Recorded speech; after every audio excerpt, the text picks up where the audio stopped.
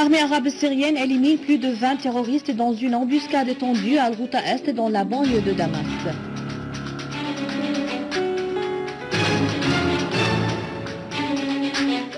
Yanukovych affirme qu'il est toujours le président légitime de l'Ukraine et que les États-Unis et l'Occident sont responsables de ce qui se passe de violence dans ce pays.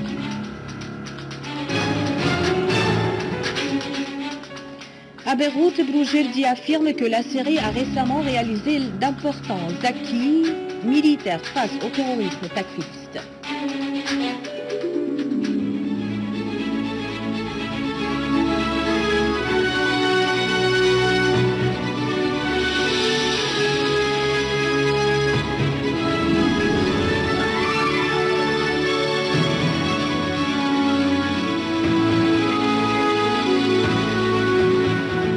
Les détails du journal Bonsoir. À Damas, des milliers d'habitants du quartier El-Mezzé ont affirmé lors d'une marche imposante leur appui à l'armée arabe syrienne dans ses opérations contre les groupes terroristes et aux constantes nationales.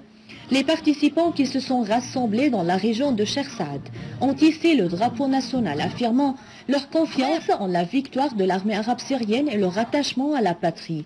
Les habitants d'El-Mezzé ont exprimé leur appréciation au sacrifice de l'armée syrienne qui lutte contre le terrorisme pour établir la sécurité et la stabilité dans toutes les régions syriennes et condamné les actes perpétrés par les groupes terroristes armés à l'encontre des Syriens.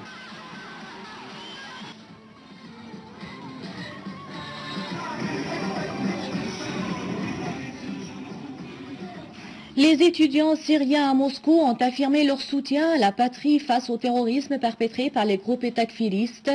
Au cours d'une rencontre avec l'ambassadeur de Syrie à Moscou, Riyad Haddad, les étudiants ont exprimé leur fierté de l'armée arabe syrienne qui traque et élimine les terroristes et les mercenaires venant de 4 coins du monde.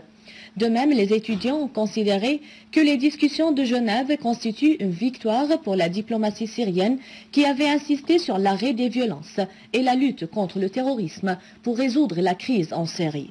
Pour sa part, l'ambassadeur Haddad a affirmé lors de cette rencontre que les ennemis de la Syrie ne sont pas soucieux de parvenir à une solution réelle de la crise. En outre, il a fait savoir que la conférence de Genève 2 est un pas sur le chemin de la lutte contre le terrorisme wahhabite.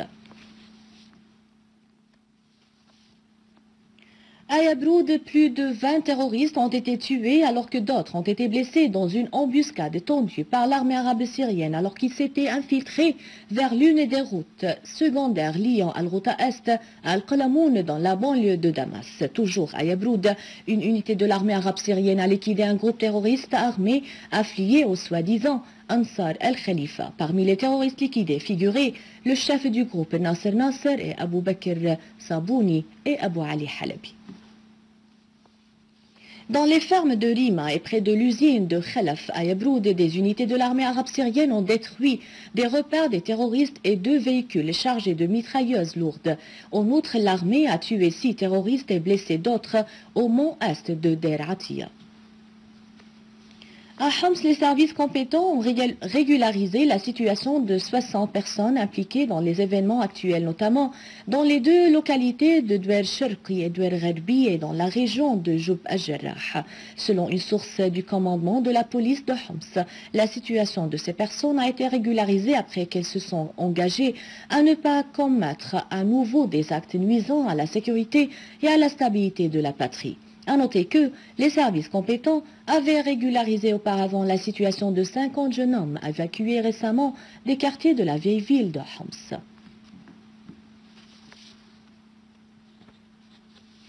Et à Alep, le mufti d'Alep, Mahmoud Akkam, a indiqué que le terrorisme et annulation existentielle de la personne opposée est différente, quel que soit le type de cette personne opposée. Le mufti a appelé dans un colloque de débat sous le thème « La pensée takfiriste et son rôle dans la destruction de l'identité nationale et panarabe » au dialogue et à l'exercice de la citoyenneté d'une façon optimale, mettant en garde contre la pensée takfiriste extrémiste. À Damas, le mouvement national kurde pour le changement pacifique a distribué aujourd'hui 400 paniers d'alimentaires aux familles sinistrées et déplacées du fait du terrorisme des groupes terroristes armés dans la région de Rukneddin pour alléger la souffrance de ces familles. Le secrétaire général du mouvement, Ali Bachar Omari, a affirmé dans une déclaration à la presse que le mouvement distribue les assistances alimentaires en collaboration avec le ministère des Affaires sociales. Il a de même fait savoir que le mouvement distribue mensuellement 500 paniers alimentaires aux familles sinistrées. Le ressortissant belge Robin Rossier, membre du Front européen de solidarité avec la Syrie, a affirmé l'appui du Front aux Syriens dans leur lutte pour l'unité et la souveraineté de leur pays et dans leur affrontement au terrorisme, soutenu par l'Occident, qualifiant la couverture médiatique en Europe de la crise en Syrie de catastrophique. Rossier a ajouté dans une déclaration faite au site tchèque d'Elski Potapech, publié aujourd'hui, que l'appui du Front se fait via la réalisation de campagnes médiatiques en Europe pour clarifier la réalité de la crise syrienne. L'organisation de sit-in de solidarité avec la Syrie, avec la participation des Syriens vivant à l'étranger, la collaboration avec les médias pour clarifier la réalité des événements en Syrie et la collecte d'aide humanitaire.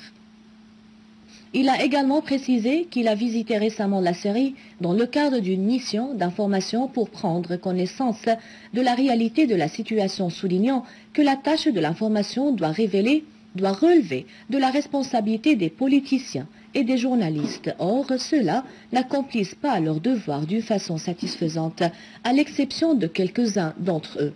Rossier a qualifié la situation médiatique en Europe de catastrophique au sujet des couvertures journalistiques objectives des événements en Syrie. Du coup, l'action du Front européen de solidarité avec la Syrie dans ce domaine est considérée comme importante.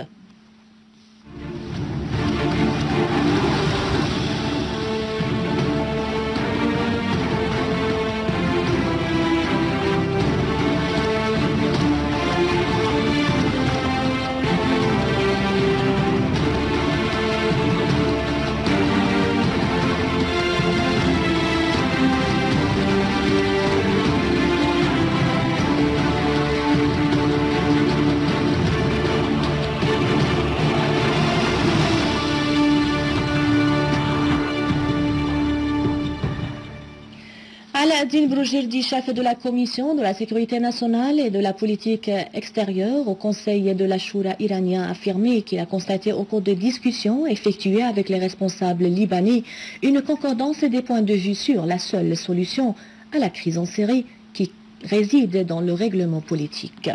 Dans une déclaration à la suite de son entretien avec le président du Parlement libanais, Brougirdi a exprimé sa satisfaction car le gouvernement syrien a réussi à réaliser de nombreux succès et exploits militaires fulgurants dans sa lutte contre les groupes terroristes takfiristes, soulignant qu'il a exprimé l'appréciation de son pays pour tous les efforts déployés par les autorités juridiques et sécuritaires libanaises qui ont mené à de nombreux exploits et réussites dans le domaine du suivi du dossier du terrorisme qui vise le Liban et son peuple.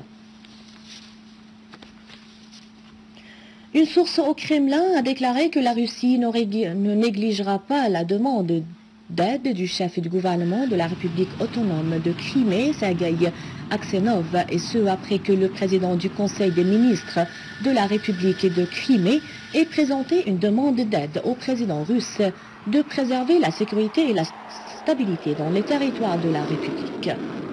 Dans un communiqué, Aksenov a annoncé sa décision de mettre temporairement toutes les forces sécuritaires et militaires présentes dans la République sous sa disposition, et ce dans le cadre des prérogatives qui lui ont été attribuées par le Parlement local. Il a justifié sa décision en indiquant que les autorités centrales à Kiev se sont rétractées sur ce qui a été conclu précédemment entre les deux parties au sujet du non-dépassement du Parlement dans la nomination de chefs sécuritaires en Crimée. Aksenov a souligné l'incapacité des forces de sécurité d'imposer leur contrôle sur la situation sur leur territoire, ce qui a causé des émeutes au cours desquelles des armes à feu ont été utilisées.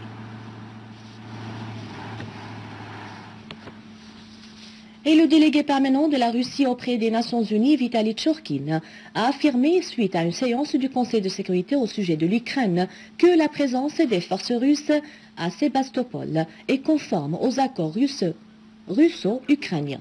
Tchurkin a affirmé à la fin de la séance du Conseil de sécurité hier, axé sur l'examen de la situation en Ukraine. Il a manifesté le souci de la Russie, comme tous les autres pays, à la stabilité de l'Ukraine. Le diplomate russe a précisé que le gouvernement ukrainien actuel ne peut pas être perçu comme un gouvernement d'unité populaire, et ce qui suscite une inquiétude dans certaines régions du pays, dont la Crimée, notamment après l'annulation de la loi des langues par le Parlement ukrainien.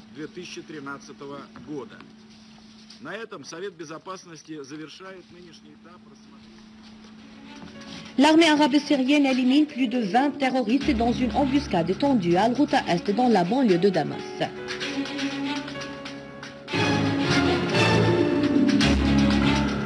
Yanukovych affirme qu'il est toujours le président légitime de l'Ukraine et que les États-Unis et l'Occident sont responsables de ce qui se passe de violence dans son pays.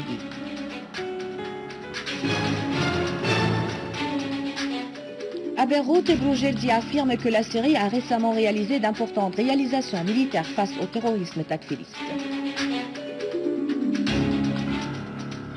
C'est la fin du journal. Merci de l'avoir suivi. Je vous rappelle que vous pouvez consulter le site internet syriaonline.sy pour revoir ce journal et davantage d'informations. Merci bien. Au revoir.